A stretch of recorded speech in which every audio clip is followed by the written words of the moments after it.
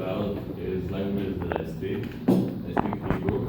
It's my native language. I speak it. It's the first language that I know. I learned it by listening to my parents, from the environment, from kindergarten. I use it every day because all my friends speak Hebrew, and we live in Israel where almost everybody speak Hebrew, and it's very important in the everyday life here. And I also speak English, learning from school, and I read books, play video games, and listen to music in English. And this book that I read right now, for book report, taught me that my English isn't so well. Only by the first page I found at least 20 expressions that I didn't know. That's a lot, and it gave me a new perspective about my English. Some of you may be annoyed about the picture that I put here. This one, here, this one. Deal with it. I chose to put pictures of cheeseburger, pizza, and a Hungarian traditional food that's called nokedi. This one is like a homemade shapeless pasta. And I don't think that I should explain about the cheeseburger and pizza because it's kind of obvious. In my family, starting to eat before everybody sat at the table and going away without helping with the dishes and not saying thank you or please and stuff like that, it's considered rude. And by contrast, saying thank you and please and asking someone how was their day points out that you care about them, and it makes you polite. And when a guest arrives and we ask if they want food or water, it shows that we are good hosts and that we have hospitality. This is my extended family on my mother's side.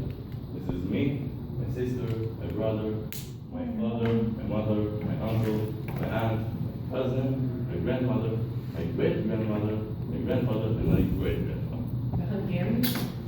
No, they are Polish and Russian and Ukraine and... So the Hungarian food is just... It's on my father's side. In my family, we celebrate all the Jewish holidays, like Hanukkah and Passover and such. But the thing that I want to talk about is a thing that in direct translation translates into birthday candy tables. It's like when somebody in our when somebody that lives in our house, which is family, having a birthday, we wake up early in the morning and make this kind of birthday blessing for him made of candies and sweets. And it shows that people care about you and they love you and that we are family. Okay. Things that are important to me. First of all, family. This is again a picture of all my family. Because not everybody have this, but it's very important in a man's life, in the life of the people, because it shows that people care about you and that they love you no matter what you do or what you say. And the second thing that is most important to me is friends, like Anastasia and Paul and Nesy and Itamar and Yad. They all make my life much more meaningful, and they make me laugh all the time, and it makes me happy to have such good friends. Mostly because in elementary school I didn't have a lot of friends, so I know how to evaluate that thing. And the third thing that's most important to me are 5 values that I chose. So the first one is integrity, because I think it's really important to have a firm because I don't want to live in a society where everyone lies to my face, because then I think I can't trust anybody or what they say. The second one is liberty, which is basically being able to live by my own rules.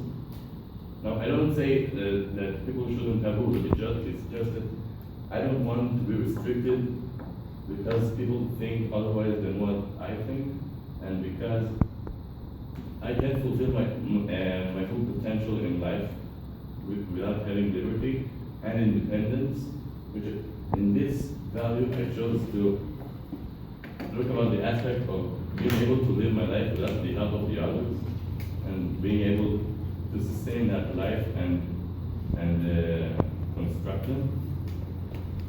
Sarcasm and cynicism are not that much important to me, but they are a huge factor of my life because I am sarcastic and cynical, and it's just who I am. Senior to sarcasm.